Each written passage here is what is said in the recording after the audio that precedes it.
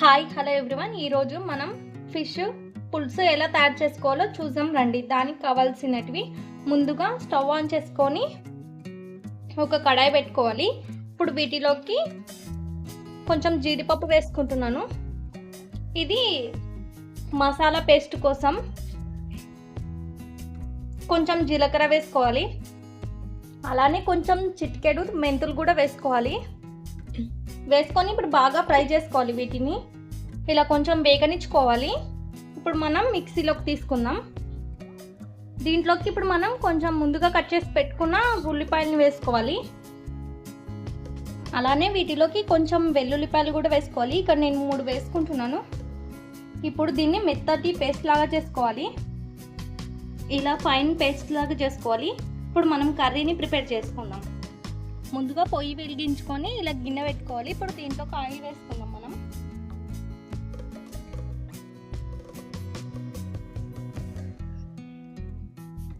ఫిష్లోకి కొంచెం ఆయిల్ ఎక్కువనే పడుతుందండి.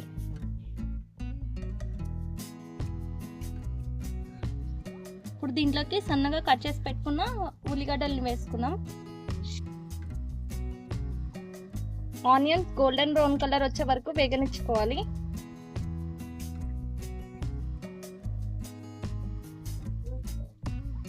వేసుకొని ఇలా బాగా కలుపుకోవాలి. ఇప్పుడు మూత పెట్టుకొని వేయించుకుందాం. నేను ఇక్కడ ఫిష్కి ఉప్పు, కారం, పసుపు, ధనియాల పొడి అన్ని మసాలాలు పట్టించుకున్నాను. ఒక 2 మినిట్స్ మ్యారినేషన్కి వదిలేసాను. ఇప్పుడు దీంట్లో కొంచెం అల్లం వెల్లుల్లి పేస్ట్ వేసుకుందాం. వేసుకొని బాగా కలుపుకోవాలి. పచ్చివాసన పోయే వరకు వేగనిచ్చుకోవాలి. ఆనియన్స్ ఇలా అయినాయి కదా, మనం ముందుగా తయారు చేసి పెట్టుకున్న పేస్ట్ని దీంట్లో వేసుకోవాలి. ఇప్పుడు మనం దీంట్లోకి కొంచెం ఉప్పు వేసుకోవాలి,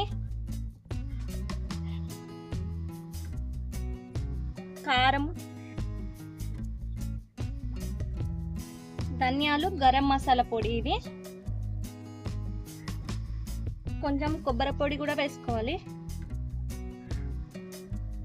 వేసుకొని బాగా కలుపుకోవాలి. ఇప్పుడు కొంచెం కరివేపాకు కూడా వేసుకోవాలి. వేసుకొని బాగా కలుపుకోవాలి. ఇలా ఒక 2 మినిట్స్ మూత పెట్టుకొని వేగనిచ్చుకుందాం. కొంచెం పసుపు కూడా వేసుకోవాలి. ఇప్పుడు బాగా కలుపుకోవాలి. దీనికి ఆయిల్ అంతా ఇలా పైనకి రావాలి.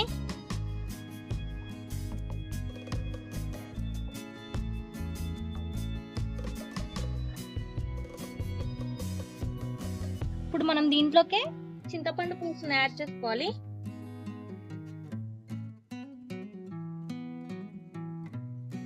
వేసుకొని బాగా కలుపుకోవాలి. ఇక్కడ ఇంకా కొంచెం తిక్కగా ఉంది కదా, కొన్ని వాటర్ వేసుకోవాలి.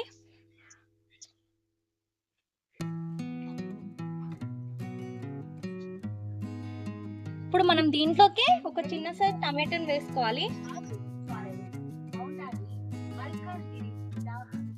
ఇప్పుడు కొంచెం కొత్తిమీరని కూడా యాడ్ చేసుకుందాం.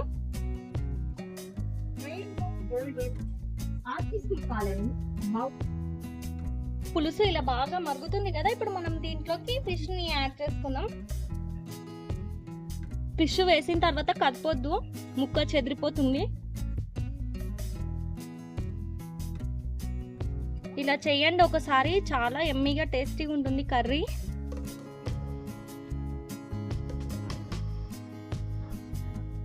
ఇలా అన్ని ముక్కలు వేసుకోవాలి. ఫిష్ను ఎప్పుడైనా సరే ఇలా సైడ్ నుండి కలుపుకోవాలి. ఇప్పుడు మూత పెట్టేసుకుందాం.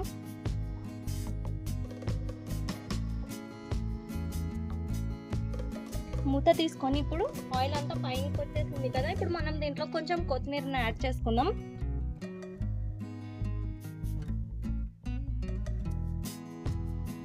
వేసుకొని మూత పెట్టేసుకుందాం. చూడండి ముక్క చెదరకుండా ఎంత మంచిగా రెడీ అయిందో కర్రీ. ఇప్పుడు దీన్ని కిందికి దింపుకొని ఒక బౌల్లోకి తీసుకుందాం.